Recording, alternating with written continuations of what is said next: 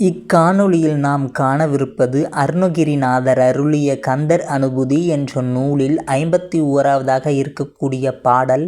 உருவாய் அருவாய் உளதாய் இளதாய் மறுவாய் மலராய் மணியாய் ஒளியாய் கருவாய் உயிராய் கதியாய் விதியாய் குருவாய் வருவாய் அருள்வாய் குகனே.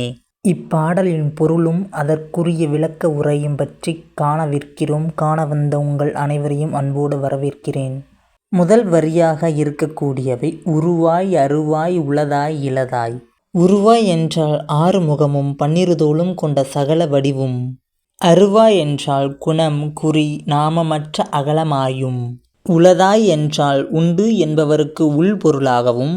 இளதாய் என்றால் இல்லை என்பவர்க்கு இல் பொருளாகவும்.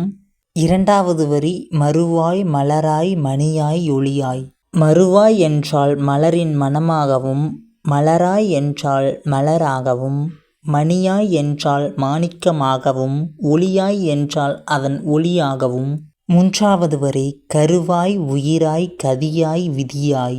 கருவாய் என்றால் சகல உயிர்களையும் பிரளய காலத்தில் தன் மேனியில் வைத்து காப்பவனும். உயிராய் என்றால் இவ்வுலகின் சகல ஜீவன்களுக்கும் உயிருக்கு உயிராகவும் ஆன்மாவாகவும் திகழ்பவனும்.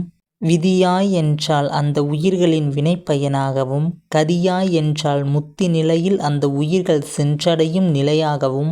நான்காவது வரி குருவாய் வருவாய் அருள்வாய் குகனே.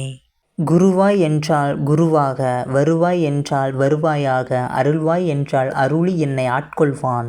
என் குருவாக வந்து எனக்கு அருளி என்னை ஆட்கொள்வான்.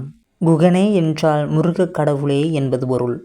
6 முகமும் 12 விழியும் கொண்ட சகல வடிவாகவும் குணம் குறி நாமமற்ற அகலமாயும் உண்டு என்பவருக்கு உள் பொருளாகவும் இல்லை என்பவருக்கு இல் பொருளாகவும் மலராகவும் அம்மலரின் மணமாகவும் மாணிக்கமாகவும் அதன் ஒளியாகவும் சகல உயிர்களையும் பிரளய காலத்தில் தன் மேனியில் வைத்து தாங்குபவனும் இவ்வுலகின் அனைத்து உயிர்களுக்கும் உயிராய் ஆன்மாவாய் திகழ்பவனும் அவ்வுயிர்களின் வினைப்பயனாய் உள்ளவனும் முத்தி நிலையில் அவ்வுயிர்கள் சென்றடையும் நிலையாகவும் உள்ளவனும் திகழும் கந்தக் கடவுளே, நீயே குருவாக வந்து என்னை ஆட்கொள்வாயாக.